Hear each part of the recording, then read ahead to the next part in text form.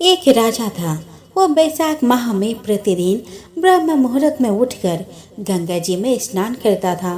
राजा का आदेश था कि मुझसे पहले गंगा जी में कोई भी स्नान नहीं करेगा। राजा जब गंगा जी में स्नान करने जाते तो उन्हें प्रतिदिन शांत जल के स्थान पर हिलता हुआ हलचल युक्त जल दिखाई देता था।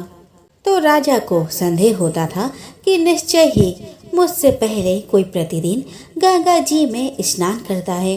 अतः राजा ने नदी के तट पर पहरेदार बिठा दिए। गंगा जी के तट पर एक वृक्ष था।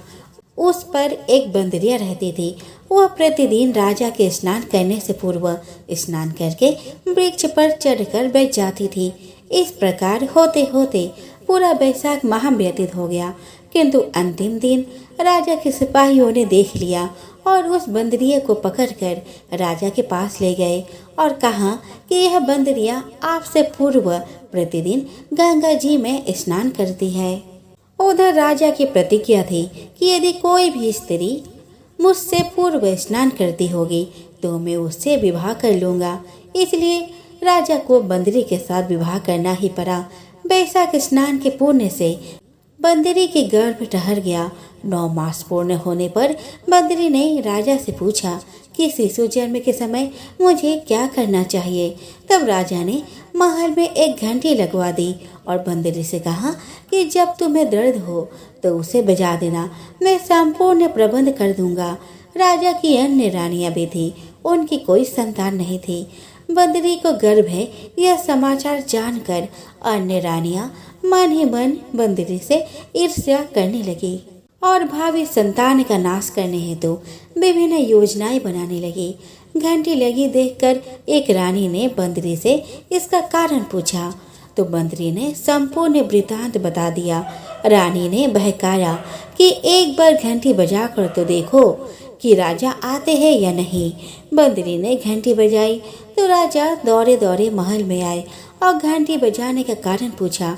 इस पर बंदरी ने उत्तर दिया कि मैंने तो रानियों के कहने पर घंटी बजाई थी। तब रानियों ने राजा से कहा कि यह तो पशु है और ना जाने कितनी बार घंटी बजाएगी।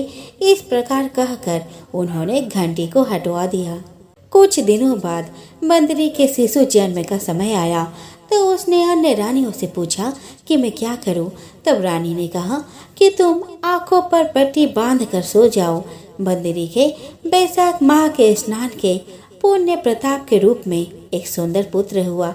शिशु के जन्म होते ही उसके रोने से पूर्व ही रानियों ने उसे एक टोकरी में रखकर दासी को दे दिया और आदेश दिया कि इसे नदी में बहा कर आओ और उस शिशु के स्थान पर एक पत्थर रख दिया।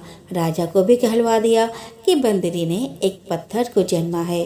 राजा ने सुना तो उन्होंने भी संतोष कर लिया है कि जब दूसरी रानियों के संतान नहीं है तो यह तो बंदरी है, इसके क्या संतान होंगे।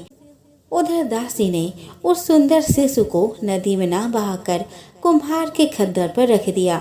दूसरे दिन कुम्हार कुम्हारिन खद्दर में आए तो वहाँ एक सुंदर शिशु को रोते हुए देखा। कुम्हार कुम्हारिन भी निसंतान थे। उन्होंने उस शिशु को अपने लिए भेजी गई भगवान की भेंट माना और बड़े प्रेम से शिशु का पालन पोषण करने लगे। कुछ बड़ा होने पर बालक को यह ज्ञात हुआ कि वह रानी बंदरी का पुत्र है, जिसको रानियों ने मरवाना चाहा था। एक दिन वह बालक कुम्हार के बनाए हुए मिट्टी के हाथी और घोड़ी लेकर पनघट पर जा बैठा और दासियों को देखकर कहने लगा, आओ रे मेरे मिट्टी के हाथी घोड़े, पानी पियो। जब दासियों ने ये बात सुनी तो वह हंसने लगी और बोली, अरे रे मूर्ख, कभी मिट्टी के हाथी घोड़े भी पानी पीते हैं क्या। इस पर उस बालक ने कहा कि कभी बंदरी के भी पत्थर जन्म लेता है क्या। उस बालक की यह बात दासियों ने जाकर महल में कही। तब रानियों ने दूसरे दिन विष मिलाकर लड्डू भेज दिए। ईश्वर की कृपा से लड्डू बादाम के हो गए और उन लड्डू को खाने से उस लड़के की मृत्यु नहीं हुई। यह समाचार दासी ने रानी को कहा और रानी ने राजा से कहकर कुम्हार को देश निकाला दिलवा दिया।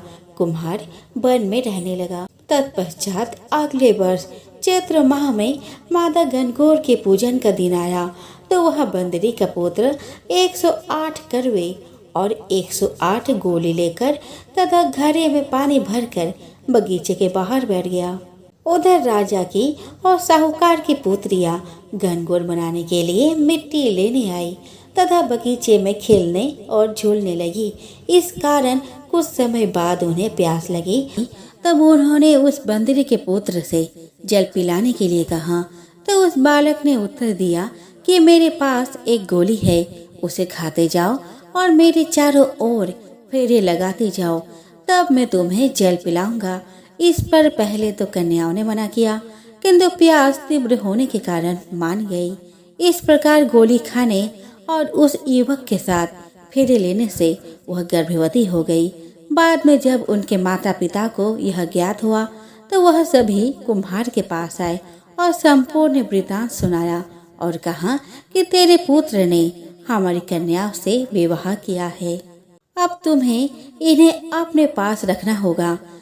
तब कुमार ने निर्धन होने के कारण असमर्थता व्यक्त की कि 2 कन्याओं के माता पिता ने बहुत सारा धन देकर अपनी कन्याओं को कुम्हार के घर विदा किया और कुम्हार के 108 बहुएं आ गई और कालांतर में उनके 108 ही पोते हो गए।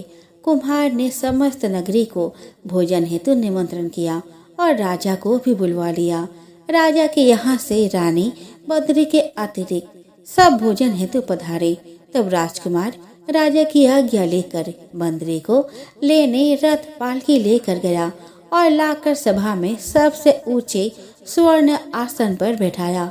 राजकुमार ने अपने सभी पत्नियों को समझा दिया था कि बंदरी मुझे जन्म देने वाली माता है। एक एक बहू रानी बंदरी के चरण स्पर्श करती गई और एक एक सोने का सिक्का और पोते को गोद में देती गई। जब राजा और अन्य रानियों ने यह सब देखा तो कुम्हार के पुत्र से इसका कारण पूछा।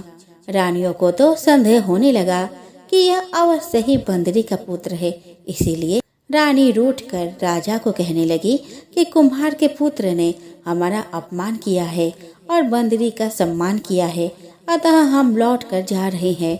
इधर राजा को पुत्र के जन्म का संपूर्ण रहस्य ज्ञात हो गया, इसीलिए उन्होंने रानियों को देश निकाला दिया और अपने सभी पुत्र वधू एवं पौत्रों को लेकर महल में आया और राजकुमार का राजतिलक किया। कुम्हार कुम्हारिन को राजकुमार ने महल में रहने के लिए निवेदन किया, किंतु वह नहीं माने। तब राजा ने उन्हें ढेर सारा धन दिया। बैसाख स्नान का इतना महत्व है, इसीलिए सबको बैसाख स्नान करना चाहिए। बंदरी ने बैसाख स्नान किया था तो उसे राजा का राज्य, पुत्र, बहुएं आदि प्राप्त हुए हैं।